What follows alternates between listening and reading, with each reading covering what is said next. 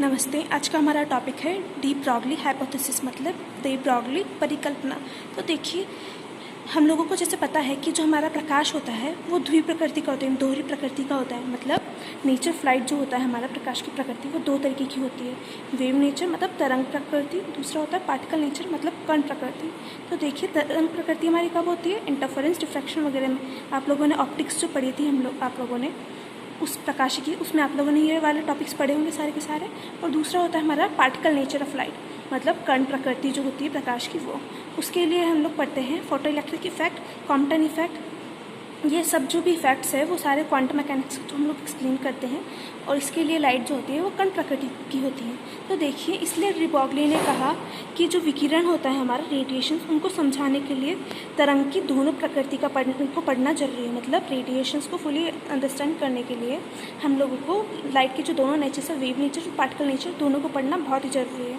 इस वजह से 1923 या 24 में लुइस डी ब्रॉगली थी, उन्होंने एक परिकल्पना की। मतलब उन्होंने एक जो प्रपोज किया एक चीज़, वो यह थी कि जो द्रव कण होते हैं हमारे, मेटल पार्टिकल्स जो होते हैं, उनके अंदर तरंगों के समान गुण भी युक्त होते हैं। मतलब मेटल पार्टिकल्स के अंदर वेव की प्रॉपर्टीज़ भी हम लोगों को पाई जाती है। तो देखिए, इसी परिकल्पना को लेकर, इसी हाइपोथेसिस को लेकर डी ब्रॉगली ने बोला कि जो एक वेव होती है, मतलब मैं ये बोलना चाह रही हूँ कि डी ब्रॉगली ने ये बोला कि एक मूविंग पार्टिकल है, मतलब एक गतिशील कण है, उसके संगत, उसके साथ में एक वेव एसोसिएटेड होती है, एक तरंग उसके संगत में होती है।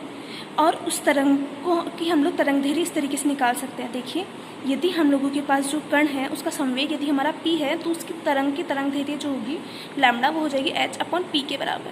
दैट मीन्स मैं ये बोलना चाह रही हूँ कि डी ब्रॉगली के अकॉर्डिंग यदि कोई भी पार्टिकल है, हमारा कण है, जो का संवेग जो है वो p है, तो उस कण के सापेक्ष में, उस कण की संगत में एक तरंग को हम लोग कल्पना कर सकते हैं। और उस तरंग जो है, वेव है, उसकी जो वेवलेंथ होगी लैम्डा, वो होगी h/p के इक्वल, जहाँ पे h हमारा होता है प्लैंक्स कांस्टेंट, p मोमेंटम हो गई। तो वो जो देखिए वो तरंग है, उसकी जो वेवलेंथ होगी उसको हम लोग बोलेंगे डी ब्रॉगली वेवलेंथ, मतलब डी ब्रॉगली तरंगदैर्घ्य। और देखिए, जो डी ब्रॉगली तरंगें जो होती है हमारी, उनको हम लोग द्रव्य तरंगें भी बोलते हैं। डी ब्रॉगली इसको हम लोग मैटर वेव्स भी बोलते हैं।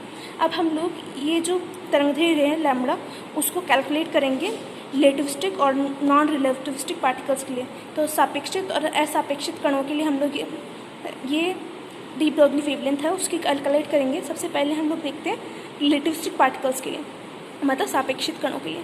तो देखिए, रिलेटिविस्टिक पार्टिकल्स के लिए जैसे कि आप लोगों को पता है कि जो यदि v जो होगा आपका सिमिलर होगा c से, उस टाइम पे हमारा रिलेटिविस्टिक वाला मेथड चलते हैं, रिलेटिविस्टिक हम लोग कंसिडर करते हैं। तो उस केस में हमारा जो p होगा वो हो जाएगा mv/√(1-v²/c²। m तो हमारा रेस्ट मास मतलब स्थिर द्रव्यमान होगा, v हमारा वेलोसिटी होगी उसकी कण की, मतलब वेग। तो इसलिए लैम्डा हमारी हो जाएगी h√(1-v²/c²/mv के इक्वल। अब देखिए, रिलेटिविस्टिक कण के लिए हम लोग को पता है कि जो एनर्जी होती है वो इस रिलेशन से कनेक्टेड होती है, E² = c²p² + m²c4।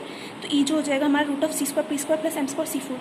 और हमारी जो काइनेटिक एनर्जी होगी उसको हम लोग ऐसे लिख सकते हैं E - mc², क्योंकि एनर्जी उसमें से हम लोगों ने रेस्ट मास एनर्जी निकाल दी, तो क्या बचेगी हम लोग के पास? Kinetic energy only.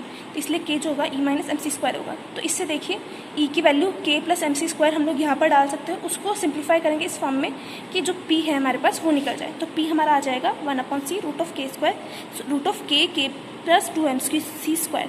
तो देखिए, ये वाला जो फॉर्मूला है उसको आप लोग एक बार कॉपी के अंदर सही से सॉल्व करके देखिएगा। मैंने यहाँ पर शॉर्ट में बताए हैं, लेकिन इसे आप सॉल्व करके देखिएगा। ये बहुत ईजी है, बस इसका ई का जो वैल्यू हम लोगों को यहाँ पर रखने, उसको सिंप्लीफाई करना है। तो इससे हमारे पास लैम्डा की वैल्यू आ जाएगी h/p = hc√k + 2mc² के इक्वल। अब देखिए, हम लोग बात करते हैं जब नॉन रिलेटिविस्टिक पार्टिकल्स के लिए, उस टाइम पे हमारा v जो होगा वो बहुत कम होगा c से, इसलिए लैम्डा जो होगा हमारा h/mv के बराबर ही होगा। अब देखिए, नॉन रिलेटिविस्टिक पार्टिकल के लिए जो हमारी काइनेटिक एनर्जी की गतिज ऊर्जा वो होती है ½ mv² + p² के इक्वल। तो इससे p हम लोग लिख सकते हैं √2mk के इक्वल। तो हम लोग बस ये यहाँ पे mv की जगह लिख देंगे √2mk।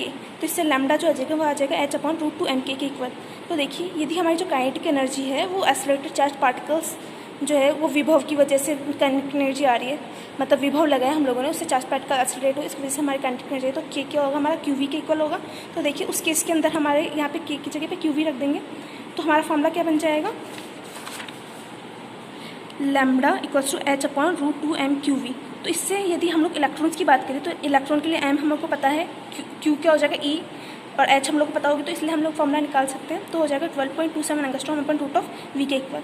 अब देखिए ये हो जाता है हम लोगों को तरंग दैर्ध्य जब हम लोगों को इलेक्ट्रॉन के लिए निकालने हैं। अब आज के लिए ये टॉपिक तो यहीं पे कंप्लीट होता है। तो देखिए आज का असाइनमेंट में बैठ के कि द्रव्य तरंगे क्या होती है, मैटर वेव्स क्या होती है, वो एक्सप्लेन करना है आपको। और दूसरा हम लोग एक न्यूमेरिकल दे रही हूँ मैं कि यदि 150 ग्राम की एक बॉल है, उसको हम लोग 90 किलोमीटर पर आवर की स्पीड से चलाते हैं तो उसकी डी ब्रॉगली वेवलेंथ जो होगी वो कितनी होगी। आज के लिए इतना ही, थैंक यू।